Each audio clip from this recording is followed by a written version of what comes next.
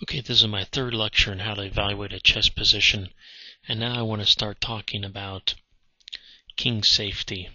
So what is king safety? You might have heard about this but not known exactly what do we mean by king safety. Someone could just say, oh, my king is safer, that person's king is safety, or more safer, or is safer. But here are some elements for king safety that I've been able to maybe quantify. So,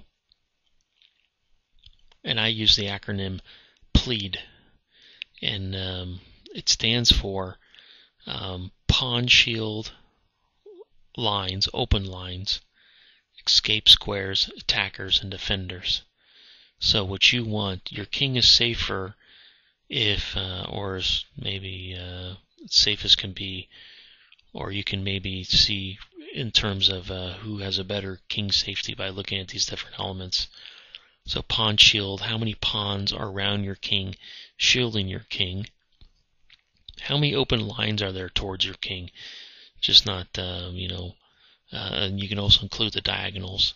Escape squares, does your king actually have places to run to if it's under attack? 3, the number of attackers. Some people may put this as the number of attackers versus the number of defenders. But sometimes it's the quality of the defenders, or the quantity. So are there, how many attackers are there and how many defenders are there? I mean, maybe there's too many attackers, or maybe hardly any at all. And do you have enough defenders, or maybe you have too many? So let's look at this position on the board and look at it from the standpoint of plead. So now I've on purpose made a lopsided position. Now for white has an excellent pawn shield that has all 3 pawns intact on their original squares. So the pawn shield for white is excellent.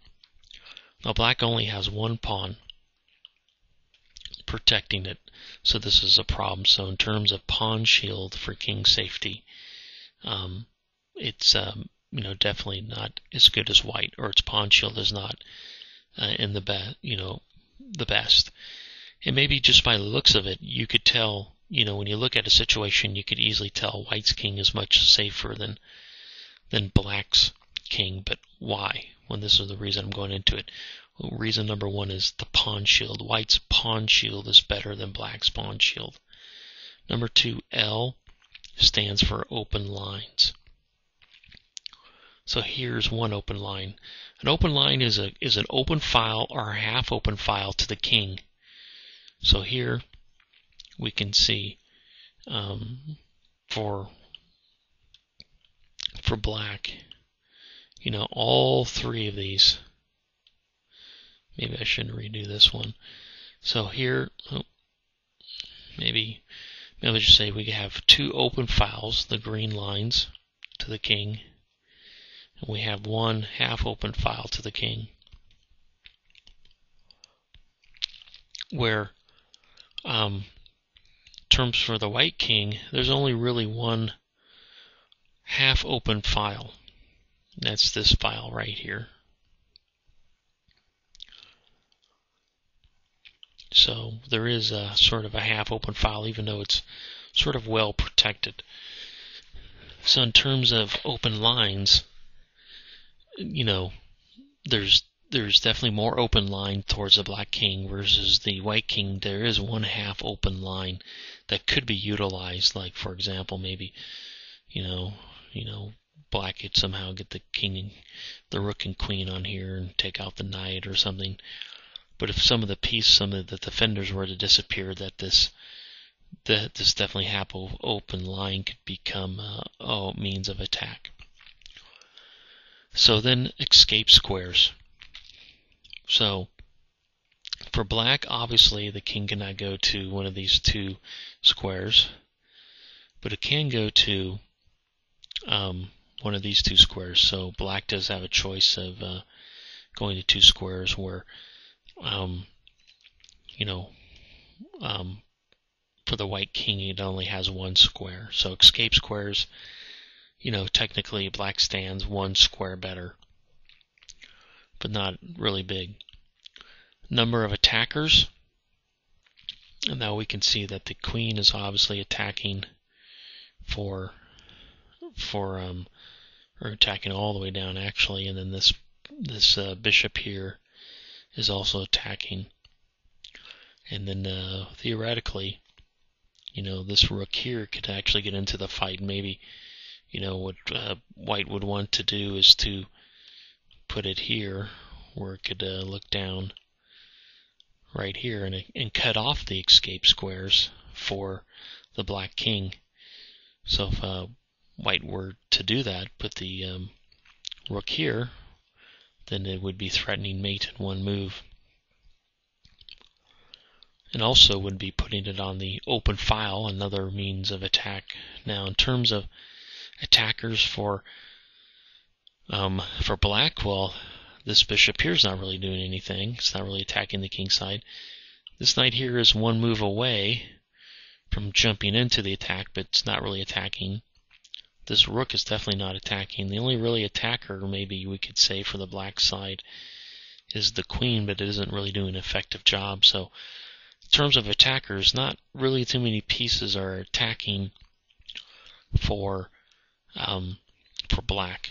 In fact, you could say that white is slightly more coordinated because its pieces may come into, especially if this rook here were to move to the square, then the pieces would be more coordinated where blacks are not really doing anything. But I'll cover coordination a bit later.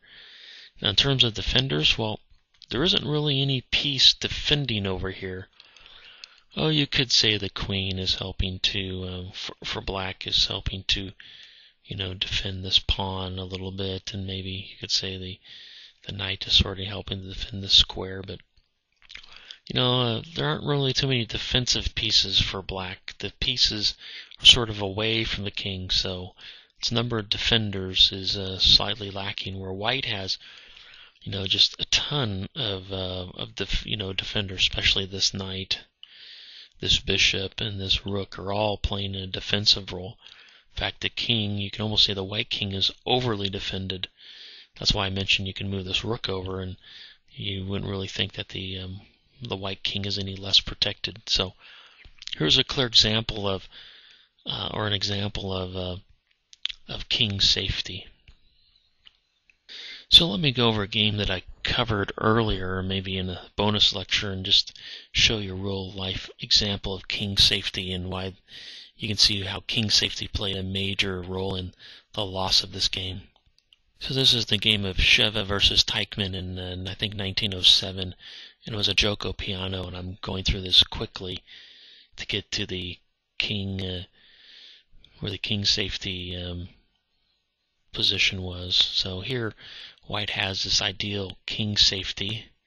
So it's castled, has the knight here. The only thing you could say is that this bishop is attacking into the king's side. And white has not castled, black has not castled, even though there's no immediate threat to the black king.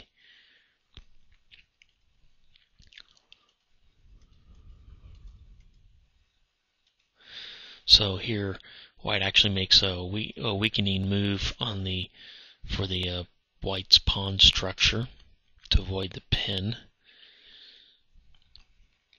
And now white actually opens up this line again. Then the knight takes, and now white decides that it gets rid of its defender of the king side.